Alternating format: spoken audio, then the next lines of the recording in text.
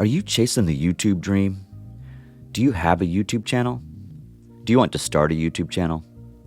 Let me tell you a couple of things to think about. Stop chasing likes, views, riches, fame, and glory. Having a YouTube channel is not a shortcut to having a whole bunch of money, and it's not going to help you get rich quick. It just doesn't exist. Let's look at a few YouTubers. So, who do we start with? Well, Sam Sulek, of course. Sam Sulek is a bodybuilder who made his mark by posting videos of his workouts, healthy eating, and grocery shopping. He does most of his video intros and outros in his car. The rest of his videos are filmed at the gym for his workouts, or his house for the food and diet, or wherever he films his food and diet segments. At the grocery store, he just turns on the camera and goes. It's like you're right there with him. So, what does he have that you don't? What does Sam Sulek have that I don't have? Well, he was all into health and fitness way before he started a YouTube channel. I suppose you could say that his X factor is his physique, but Sam had something to share with the world. And he caught our attention not only because of his physique, but because you get to be right there next to him while he works out, shops, eats, and just talks about healthy living. You have a seat on the couch next to Sam Sulek, and how awesome is that? Okay, what about Mr. Beast? He is an incredible creator, and while he is not everyone's cup of tea, Mr. Beast understands what it takes to be a successful creator on YouTube. He has been on the platform from the beginning. So, no matter your sentiments on Mr. Beast, it is imperative that all aspiring YouTubers study the history of those creators that came before you, especially the ones that are leaders in the industry like Mr. Beast. But wait, we can't leave out PewDiePie. So, Felix started with the Let's Play idea on games like Minecraft, Call of Duty, and other games or walkthroughs, and he would just straight up play and record while he narrates and talks about the game, or really whatever he wanted to at the time. The big boom for PewDiePie was when he started doing something different, like the horror videos, and his channel took off. While his channel took off around that time, we see today that he has gaming videos, Japan videos, some collabs, and so much more. Sometimes, he makes a video to just talk about what's going on in the world, and Felix will even post some family things as well. PewDiePie has some serious pizzazz. What about Casey Neistat? He's been making videos for much of his life, and not just on YouTube. In the summer of 2008, HBO purchased the Neistat brothers, an 8-episode television series. Each of the 8 episodes is made up of short stories about the brothers' lives. The show premiered on HBO in the summer of 2010. Even before the HBO special, Casey worked on other video projects and films. Casey started to post daily vlogs on YouTube in the spring of 2015. His style and flow really captivated so many of us, and his channel took off. But make no mistake, he worked very hard to get there. I mean, who is the go-to person for vlogs on YouTube? It's Casey Neistat. So, what do these YouTubers all have in common? They all worked hard. I mean, really, really hard. Nothing was given to them. It only seems that way, or maybe appears like they blew up overnight, but that's not the case. When you look at the timelines, they all made tons of videos on YouTube, and for some of them, there was some video work put into other projects or platforms before YouTube. If you have a passion for creating videos and sharing them on YouTube, just do your thing. Oh wait, but why even listen to me? Who am I to give advice? Let me tell you something on the real. I'm a music professor that works at a college. My purpose for YouTube is simple. I'm a music professor, and I post tutorial videos for students that are taking my classes like music appreciation, American music, and applied percussion.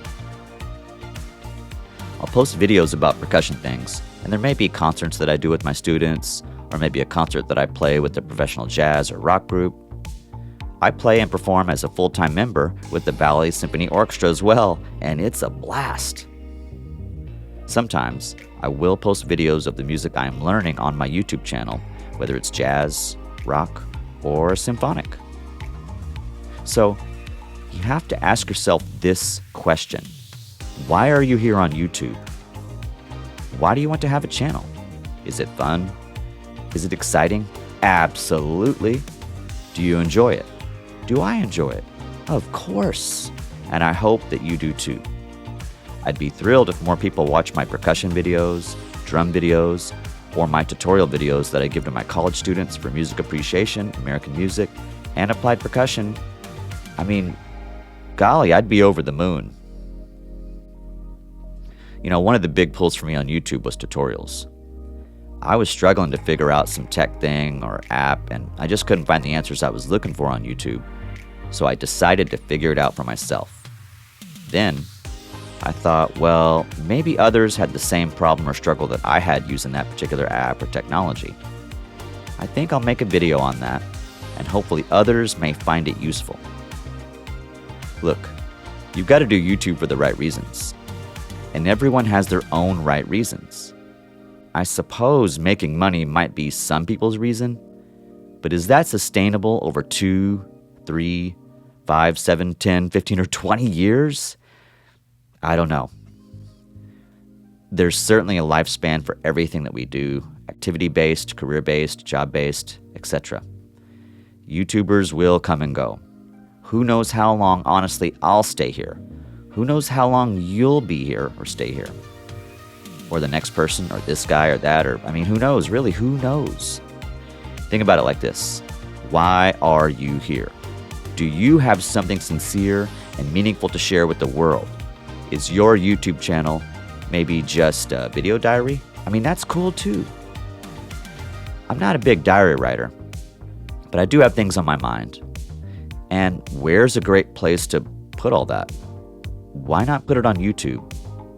And maybe it ends up being kind of like your digital diary, so to speak. That's great. But if you're chasing likes, views, fame, glory, and riches, it just may not work out. I suppose the right reasons are in the eye of the beholder. It's kind of up to you what those reasons are, and there's no right or wrong reason per se. For me, I just want to enjoy sharing things with my students. I want to share some expertise with my small little sliver of the world. I remind myself on the regular that, the whole reason I started YouTube was to share tutorial videos with my students about how to do assignments in online college courses. On my channel, Schermerhorn, Music, Drums, and Percussion, it's really a place I can post concerts, music clips, inspirational videos, Japanese vlogs, Schlitterbahn, music appreciation live stream lectures. I suppose I'm mostly a music variety channel, and the glue that holds it all together is that I teach and perform music. Many of the videos I make are inspired by the struggle of a student trying to figure something out, and they ask me for help, and then I make the video. Whether it's in drums and percussion, an app, or a tech tutorial for music appreciation in American music, my video ideas are human-based and real-world, real-time flow. I'm doing things organically based on my students or sometimes my own struggles. I'll sum it up by saying this. I'll never be famous. I'm not even going to try. I don't care how many likes, views, or comments I get on any video, period. I run a music education channel, and I doubt my channel will ever get monetized, and that is not and will never be my goal. Even when education channels do get monetized, they're not moneymakers. It's all kibbles and bits. Besides, I don't want to do this forever. Do you? YouTube is a lot of fun. And what makes it fun is when creators just stop caring about all this metric business and just make videos that you want to create or videos that help people.